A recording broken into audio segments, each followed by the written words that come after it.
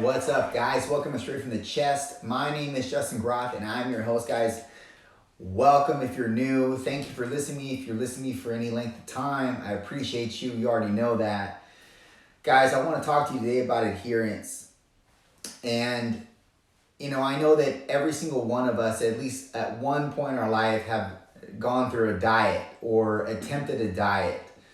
And that isn't the easiest thing. And we all know that. Now, if you're a disciplined type of personality like myself, you can adhere to anything for any stint of time. You can pretty much do anything. Is it joyful? No. Is it something that is serving you? Yes, but it's only for a time period because you're doing it for something, right? There's a goal in mind. But what if you had to diet for the rest of your life? And you had to diet because you had to be healthier. And this is the only way to eat. Someone told you, you hired a coach, he said, this is how you have to eat.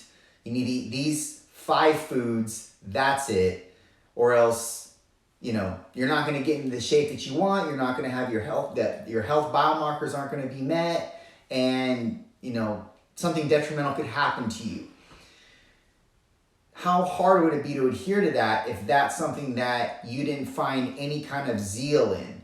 And it didn't meet your lifestyle requirements, whether, with whatever you're going on in your life. Let's say you have a hectic life and you're a single mom and you got doing this over here and this over here, and you got kids practices and you got, lunches and dinners and breakfast to make. And then on top of that, your specialized diet, if it's something that is so difficult to put in place, even if you have discipline and even if you structure your routine to fit the needs of this diet, how well can you sustain that and adhere to that for any length of time? It's going to be pretty difficult. But let's say you hire a coach and the coach says, look, man, or girl, woman, these are the needs that I need you to meet. So these are your protein, your carbohydrate, and your fat needs, requirements that I need you to meet. These are the numbers. As long as your calories are this, X, your micronutrients, vitamins, minerals, etc. are X, and your protein requirements are X, and you meet all these X's, so to speak, then you're golden. You're going to make progression. You're going to lose the weight. Your biomarkers are going to elevate to the point where you're healthy, or your biomarkers are going to improve rather. You're going to be like, okay, so you're telling me all I have to do is meet these specific numbers, and I can do it however I want with whatever kind of foods I want, right? Provided you don't have any allergens, etc. to different foods. And that coach says yes. And so this is a stark difference from what you're used to with, a person saying you need to eat these 5 foods and these measures and that's it. And there's very little taste, there's very little zeal associated with any of the foods because they're bland, they're boring. So you have this other coach that says the exact opposite, but the common denominator with both coaches are that a certain requirement of calories is met and protein are met and micronutrients, and let's also throw in fiber. All those needs are met. They're all equated. But on one end of the spectrum, you have so much more flexibility. On the other end, you don't. It's very rigid. So you got flexibility and you got rigidness. Some psychological profiles can deal with the rigidness and for a long duration of time. But eventually, even those people will crap out. Eventually. Whereas on the other hand, the flexibility parameters, you can easily meet those, and it can almost feel like you're not dieting. And you look forward to meals and they're tasty and they fit your macronutrient profile needs, etc. And before you know it, you're progressing and you're making strides in your health, and you haven't really adjusted your life all that much.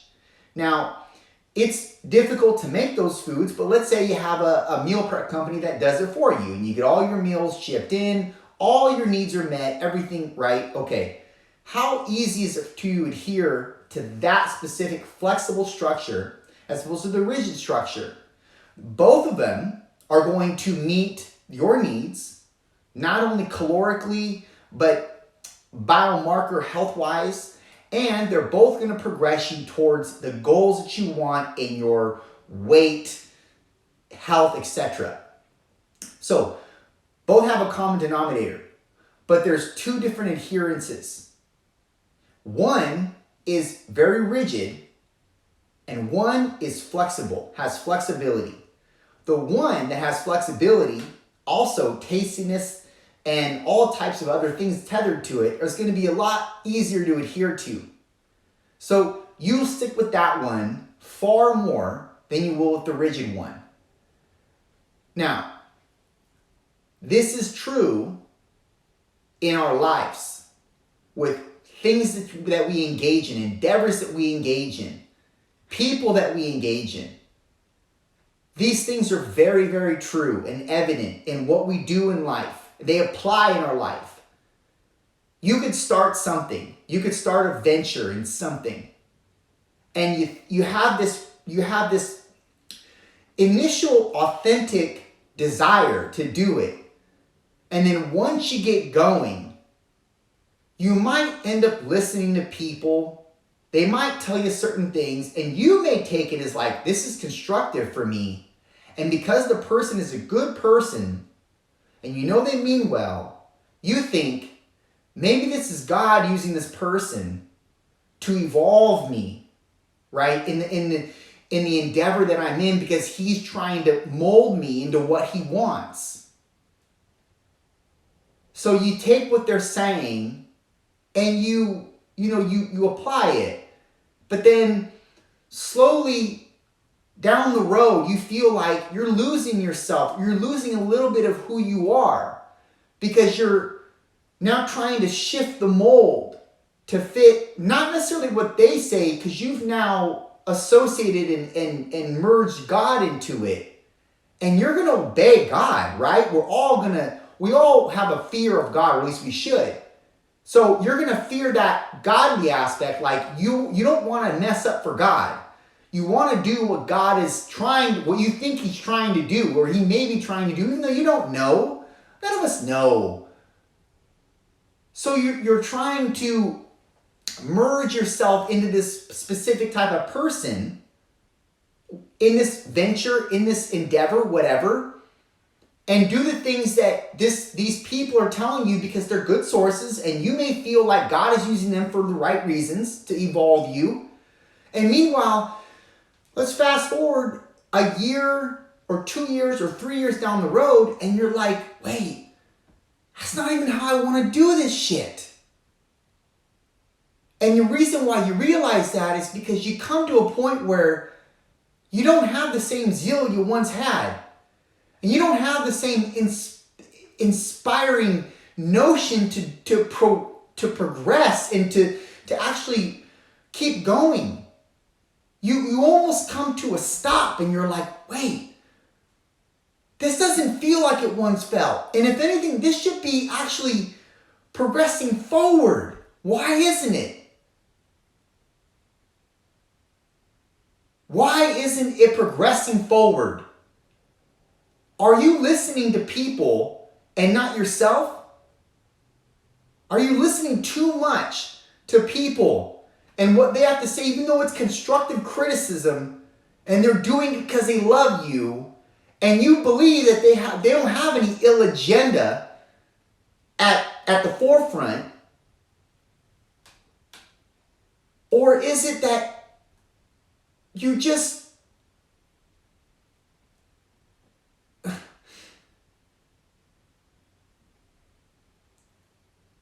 or is it that you're just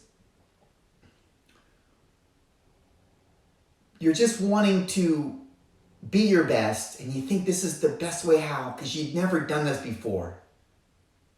And so instead of doing it blindly, with nobody to say anything, you're taking bits of information from people as constructive criticism to better circumvent your operation, When in reality, this is the main thing that's going to keep you adherent, because it's not tasty anymore. You don't have a zeal for it anymore. If anything, it's losing its luster to the point where you start to say, why the fuck am I doing this now?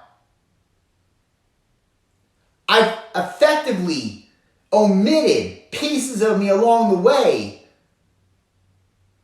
for the appeal or appeasement of others, because I think that God wants to use them in my life.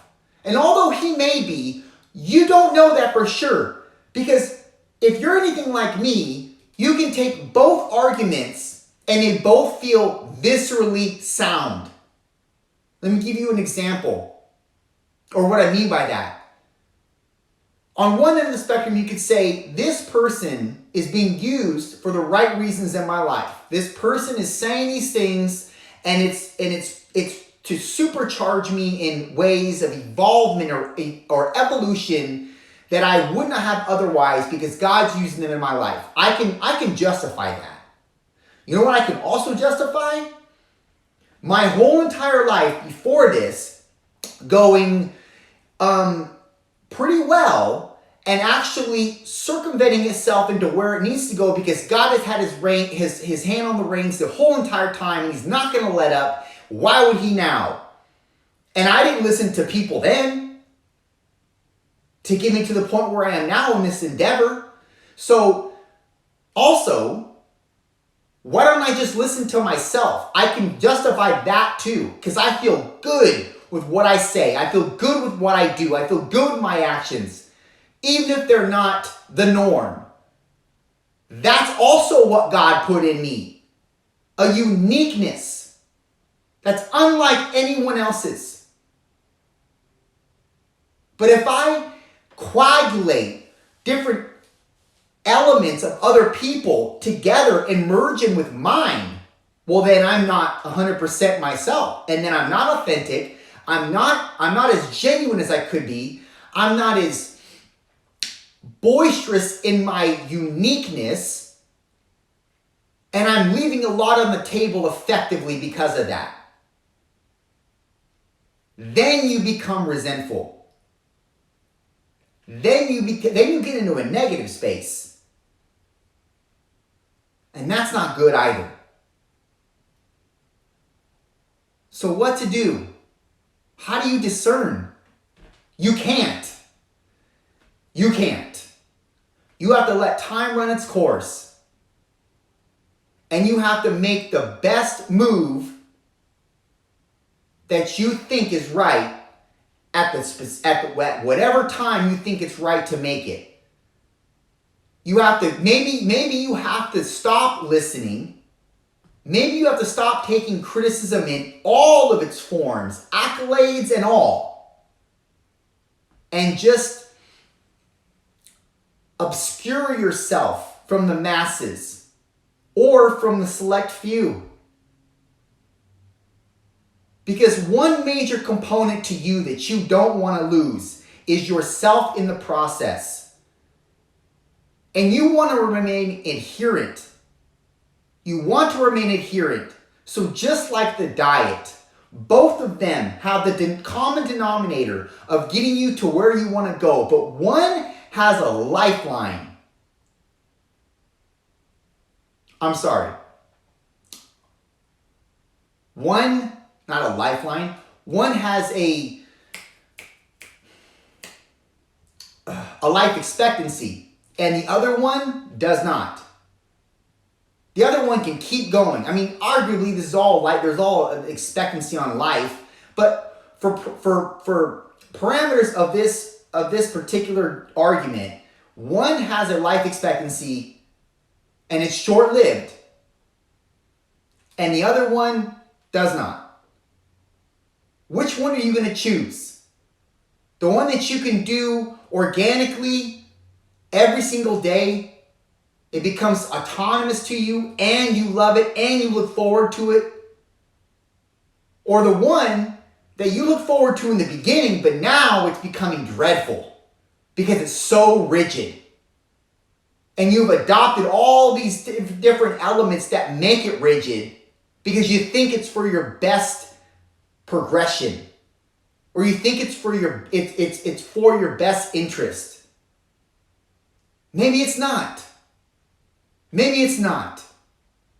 Maybe you need to venture over here and do the tasty thing, the thing that makes you enthralled and encapsulated over it, and the thing that makes you happy and joyful while you do it. And those words are not to be taken lightly. Happy and joyful, those are not minuscule words that just throw out like they don't mean anything. They mean a lot. But not doing those things, not doing the diet that's seemingly tasty and also at the same time nutritious and helps you in your health markers and in your blood levels and helps you to get to your goal. It's the same thing as the other one, just one's not so rigid. The one thing you need is adherence and compliance, because that is going to translate into consistency, and that's what wins the race. So think about this. It's going to be really hard to discern where you're supposed to go, where your sweet spot is. And to be honest with you, every time you find your sweet spot, it's going to shift. So you're going to have to search for another area, or you're going to have to search to another sweet spot, because it's going to keep shifting. And once you find it, it's going to shift again. That's you evolving. But if you take an inventory of your life and how God's led you in your life, if you've remained true to yourself and true to who you are from an authentic stance, you're not going to lose this battle. You just won't. And I got to talk to myself while I'm talking to you. Because if you haven't already figured out, I'm talking to myself right now. But I'm not going to deliver anything else on this podcast because I don't know any better. I'm not a smart guy. I'm selectively smart, man. And I'm only smart in certain things that I give a shit about. And the things that I give a shit about are things that I put all of my heart into. And along the ways in life, one thing that's taught me that I've put a lot of my heart, or all my heart into, are people. And God showed me that. I don't think He'd take me this far and then convolute the process with different criticisms that I think He's trying to tell me through this person that I need to evolve through. I don't think that's the case. I could be wrong. I've been wrong multiple times in my life, but I just don't think that's the case. I don't know. We'll see. But I do know this. I do know when it comes to dieting, that adherence wins the race. That consistency is going to win the race. That's going to provide the outcome. And when you get there, it's not going to be like you tried, even though you did. But you did it in the most pragmatic way possible. So I need you to just think about your life. Think about where you're going. Think about your endeavors. Think about why you even do the things that you're doing. I've said that multiple times. Think about why or what gave you the zeal in the first place. And if you've lost that or if you've gained more. And if you've lost it, you may need to circumvent it to fit the description of who you are. Because oftentimes we lose the description of who we are because we pay attention to the description of what other people say we are. And that's not healthy. And that's not going to keep us adherent. And that's not going to win the race. Done.